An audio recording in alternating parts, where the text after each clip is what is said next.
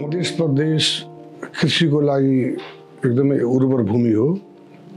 यदि यहाँका किसानहरूलाई हामीले पानीको समुचित व्यवस्था, सिँचाइको लागि मलको व्यवस्था, बिउ बिजनको व्यवस्था यदि हामी समयमा गर्न सक्यौँ भने मधेसकै उत्पादनले हामीलाई मधेस मात्र होइन समग्र राष्ट्रलाई नै हामी चाहिँ अन्न चाहिँ उपलब्ध गराउन सक्छौँ।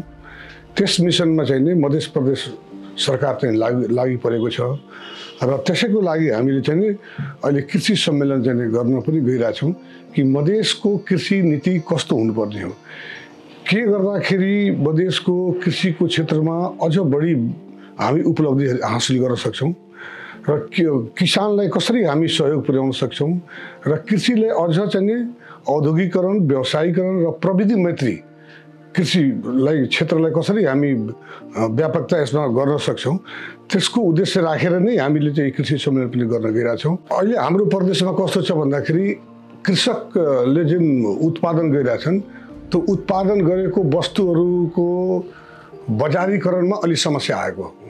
कसरी भन्दाखेरि अब यो किसानले त उत्पादन गर्यो त जस्तै थोक मार्केट छ, काठमाडौँमा थोक मार्केटहरू कालीमाटीमा छ, त्यस्तै प्राइभेट सेक्टरको चाहिँ खरिद गर्ने अरू चाहिँ व्यापारिक संस्थानहरू छन्, तिनीहरूसँग डाइरेक्ट लिङ्केज चाहिँ किसानको चाहिँ भइरहेको छैन। किसानहरू उत्पादन गर्छन्, चाहे दुध होस्, चाहे खाद्यान्न होस्, चाहे ऊ होस्, या त नजिकको हाट बजारमा गएर बिक्री गर्ने चलन छ, होइन भने कहीँ एउटा सङ्कलन केन्द्र बनाएको छ, कहीँ कहीँ बनाएको छ, त्यहाँ गएर गर्ने अनि मान्छेहरू आउँछन्, त्यहाँबाट सङ्कलन गरेर काठमाडौँ लगायत देशको अन्य ठाउँहरूमा लान्छन्।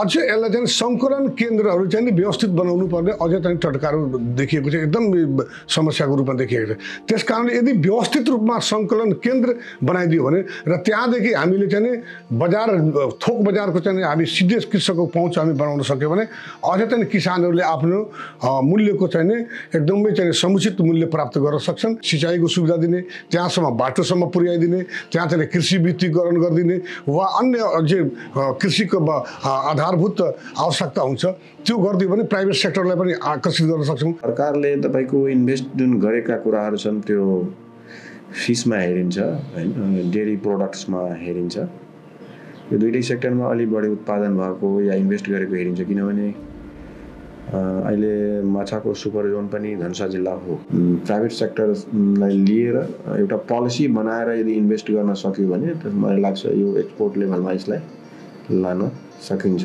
गभर्मेन्टको एउटा पार्टनर प्राइभेट सेक्टर हुनैपर्छ।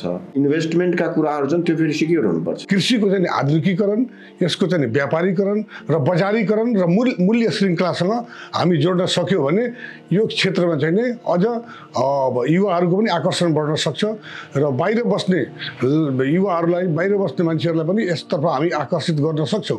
अझ पनि कृषि मर्यादित पेसा छ र यसलाई चाहिँ व्यवसायीकरण, बजारीकरण र औद्योगिकरण गरेर एउटा प्रविधि मैत्री बनायो भने कृषिमा चाहिँ पर्याप्त सम्भावनाहरू छन् र त्यही सम्भावनाको चाहिँ खोजीको लागि हामीले कृषि सम्मेलन गर्न गइरहेछौँ।